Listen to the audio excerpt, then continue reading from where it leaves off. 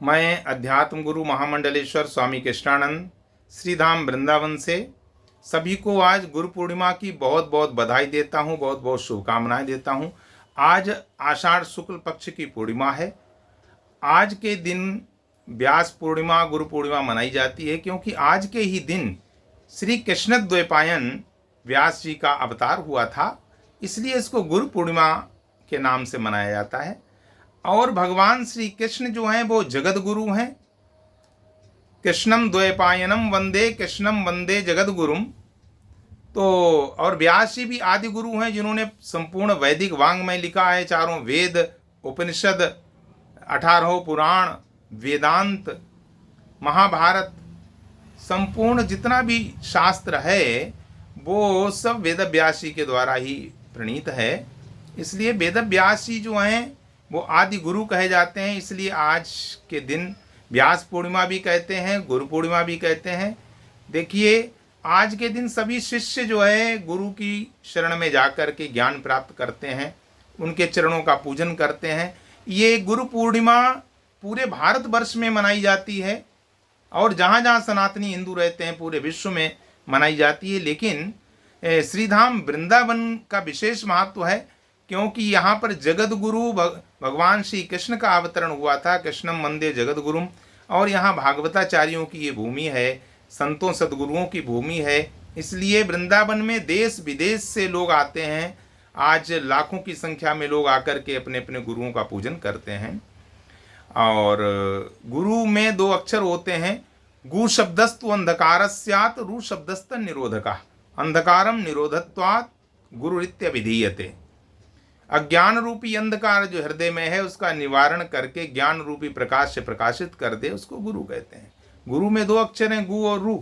गु का मतलब है कि जो गूढ़ तत्व है हृदय में छिपा हुआ, उस गूढ़ तत्व से जो रूबरू करा दे, उसका प्रत्यक्षीकरण करा दे, उसको गुरु कहते हैं। जो भी ज्ञान प्राप्त करना चाहता है अथवा आत्म कल्याण करना चाहता है, उसको गुरु की शरण में जाना चाहिए। वाल्मीकि जी ने भी कहा प्रभु श्री राम जी से कि सकल भाय से वही सुख मान, सकल भाय से वही सन मानी, और तुमते अधिक गुरु ही जिए जानी। तुमसे भी बढ़कर यानी परमात्मा से भी बढ़कर के गुरु को मानना चाहिए।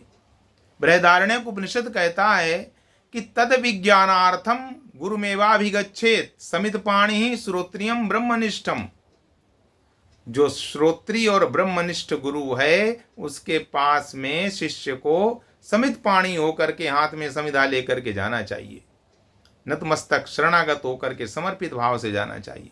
श्रीमद् भागवत महापुराण के 11 स्कंद में भी आया है कि तस्मात् गुरुम प्रपद्येत जिज्ञासु श्रेय उत्तमम। जो उत्तम श्रेय की प्राप्ति करना चाहता है, उत्तम कल्याण की प्राप्ति करना चाहता है और जिज्ञासु है, आत्मज्ञान चाहता है, परमात्म ज्ञान चाहता है, उसको उस गुरु की शरण में जाना चाहिए। और गुरु कैसा होना चाहिए कि शाब्दे परे च निष्णातम ब्रह्मणि उपशमाश्रयम। शब्द ब्रह्म और परब्रह्म दोनों में निष्णात हो। शब्द ब्रह्म का मतलब वैदिक वांग्मय, वेद, पुराण, शास्त्र, उपनिषद, श्रीमद् भगवद गीता, 18 पुराण, रामायण, महाभारत आदि सभी का सम्यक प्रकार से ज्ञान हो, तभी वो शिष्य की शंकाओं का समाधान कर सकता है। और यदि केवल शब्द ब्रह्म जानता है, पर ब्रह्म का अनुभव नहीं है, उसमें निष्णात नहीं है, तो उस ज्ञान का संचार नहीं कर पाएगा। इसलिए पर ब्रह्म का अनुभव भी हो उसको ध्यान साधना के द्वारा। तो ऐसा गुरु हो, ऐसे गुरु की शरण में जाना चाहिए, तो इस जीव का कल्याण हो जाता है। और श्रीमद् भगवद गीता में भी भगवान श्री कृष्ण ने कहा कि तद विद्धि प्रणिपातेन परिप्रश्नेन सेवया उपदेक्षन्ति ते ज्ञानम ज्ञानिनस् तत्वदर्शिनः।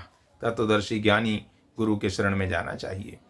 और यहाँ मुड़िया पूर्णिमा भी चल रही, मुड़िया मेला भी चल रहा है गोवर्धन में, तो उसके दर्शन के लिए भी, परिक्रमा के लिए भक्त लोग आ रहे हैं और वृंदावन में अपने अपने गुरुओं का पूजन करने के लिए आ रहे हैं। आज के दिन जो है सभी को गुरु के चरण प्रक्षालन करना चाहिए और गुरु के चरणों का चरणोदक लेकर के पान करना चाहिए, अपने सिर के ऊपर छिड़कना चाहिए। इससे जीव का कल्याण होता है। उनको वस्त्र आभूषण आदि समर्पित करना चाहिए, फल फूल मेवा आदि समर्पित करके और नतमस्तक होना चाहिए। इससे जीव का कल्याण होता है। जय श्री कृष्ण।